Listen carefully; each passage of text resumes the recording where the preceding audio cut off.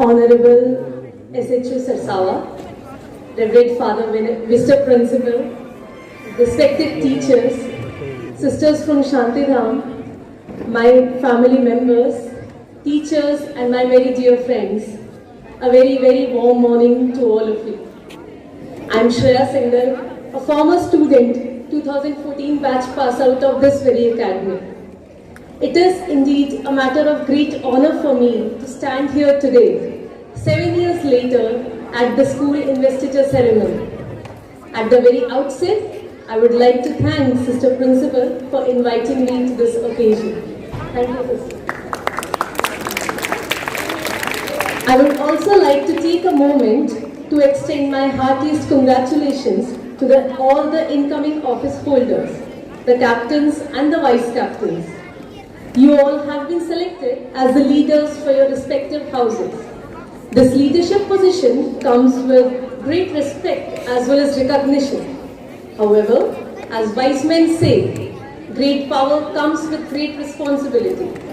As leaders, you have certain duties and obligations to your school. You all have to act as role models for your school.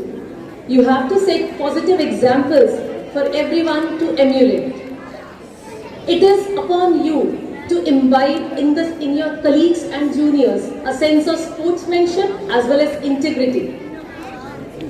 Today, this position might seem a very small achievement, but trust me, in the future, as you get outside the four walls of this academy, such kind of roles help you prepare as a leader for tomorrow.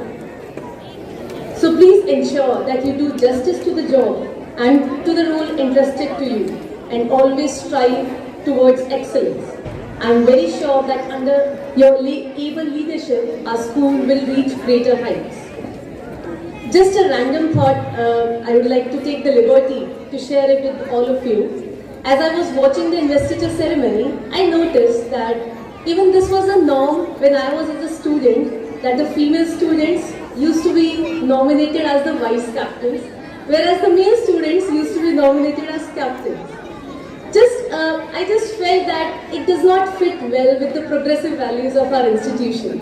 Maybe in the future we can do something about this. Thank you.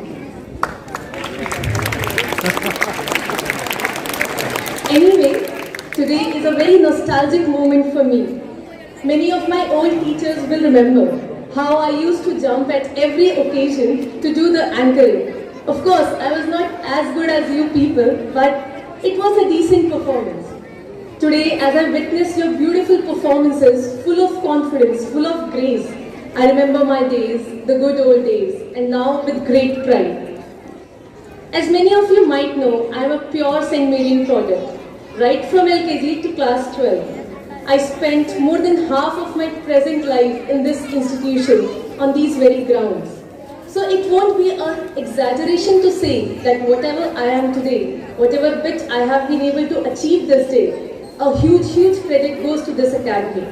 I would like to extend my heartiest gratitude to the entire St. Marian family for making me what I am today. Thank you so much. That is why, when I got this opportunity to come here and address the fresh talent, I took it with both my hands.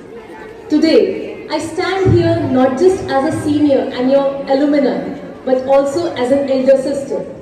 So just like our elder siblings do, I would like to share some life lessons that I have gathered all these years with you. I hope in your future life, you will find them relevant. First of all, dream big. As our former president and the great visionary leader, Dr. APJ Abdul Kalam used to say, dreaming small is a big crime. So, dear students, you can be our country's greatest doctors, the top engineers, the top photographers, whatever you want to be. The only thing you need to do is you need to think about it. And once you can dream about it, you can of course do it. Put in all your efforts to achieve whatever you want to become. Second, focus on developing an all-round personality. Gone are those days when the saying used to be, पढ़ोगे लिखोगे बनोगे नवाब, खेलोगे कूदोगे बनोगे खराब. This is the time when everyone demands all the higher education colleges, all the career options, everyone demands a person with a well-rounded personality. And functions such as these, they help you develop that. So I would request everyone to come forward and participate in such functions regularly and very enthusiastically. Such things helps to stay refreshed. Also, a suggestion as an elder sister I would give, try to inculcate some hobbies. As I was listening to the introductions of our leaders, someone said that she was interested in reading fiction. I also used to read fiction, and that is when I remembered Anuradha ma'am, our librarian. She was very generous and she used to lend me extra books because I always used to ask her 2 books every week. So such kind of hobbies, it helps you to tackle the anxiety, the stress that you are going to face once you go outside this academy. Third, do not compromise on your academics. Again, you might feel that I am contradicting my own views, but then it is very well possible to balance both your academics and your hobbies side by side. This brings me to the next point, that is the art of time management. Dear students, have you ever wondered how everyone, despite getting only 24 hours every day, some people are able to do so much and others are not able to do that? The secret lies in the art of time management. So I would request you to develop this skill among yourself. Again, it brings me to my next point, that is set your priorities right. As students, as SHO sir mentioned, we don't have any responsibilities, we don't have to earn money. The only thing we have to do is we have to study and build our personality. So we can balance both of them together, but only on one condition. We have to see what is good for ourselves and we have to prioritize our task. In that, I would request you to try to avoid spending unnecessary time on things such as social media. I know it is a bit of an old school advice, but then social media is a perfect time killer, especially for your generation. Try to avoid such unnecessary things and try to focus on more productive things, be it sports, be it dance, drama, etc. Lastly, I would advise you to be very serious about your careers, especially those who are in class 10 and onwards. Try to gather as much information as possible. Today is the era of internet. When we were small, we did not have access to as much internet as it is there today.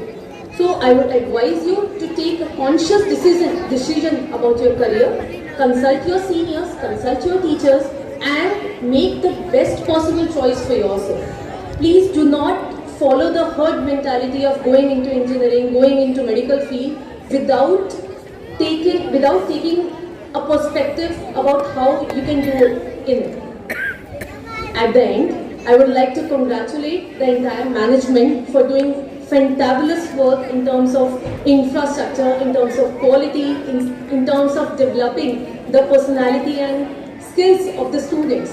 I am very happily surprised to see how these students, they have managed this entire program in a very, very smooth manner. Also, I would like to take the liberty to suggest a few innovative practices that we can also begin in our school. The first one, in continuation with our student council, we can also have a professional career counseling for the students, especially from class 8 onwards. This can provide a great confidence and a great awareness about students, about the possible career options they have. In this, we can also take help of the alumni of our school, especially people in my batch. They are doing fantastic in their respective fields. So I would request the management to please try to coordinate with the alumni of our school so that we can mentor and guide our students. Also, to imbibe a spirit of compassion and humility, we as students can volunteer to teach younger students who are from a weaker economic background. On weekends, sometimes frequency can be decided on our convenience basis, but we can start a massive volunteer program and it will help us to bring ourselves closer to the motto of our school, that is, for God and country. To conclude, a few lines from a poem Invictus. These lines have always been with me in difficult times and have inspired and motivated me. And so I would like to share them with you. No matter how straight the gate, which means no matter how difficult is the path, how charged with punishment is the scroll, no matter how challenges you face as you reach your destination, I am the master of my fate, I am the captain of my soul. With this, I would like to thank you for lending me such a patient ear and being a fantastic audience. Best wishes for a great future. Thank you so much.